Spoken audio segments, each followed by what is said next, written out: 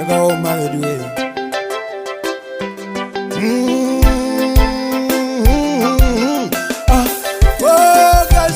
Mukadzi wangu kundiripotera kuti ndarepwa. Ndingarepa mukadzi wangu varume.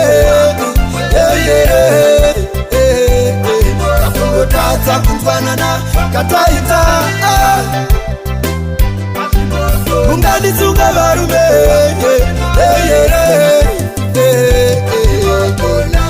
Ofisa mubvunze uyu musasoda. Hatina kunokushevetera era mwana wenyu tinaye kunonichireva kunokumba.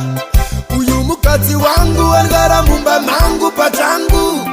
Amunisive inida basa rangu ndinoridza mapangu. Tokiveko mukadzi wangu kundiripotera kuti ndarepwa. Ndingarepa mukadzi wangu varume. Kakungotadza kunzwanana kataita. Munganditsunga varume.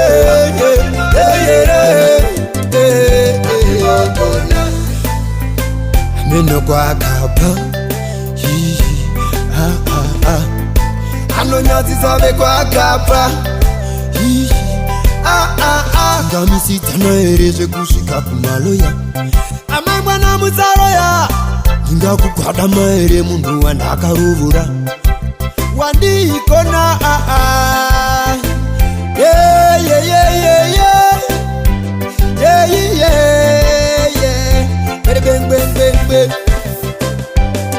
mukadzi wangu kundiripotera kuti ndarepwa.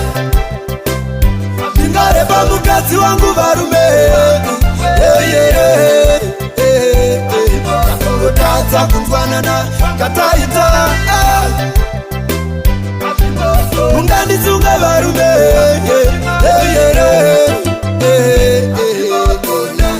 Ofisa mubvunze uyu musasoda. Hatina kunokushevetera era mwana wenyu tinaye kunonichireva kunokumba.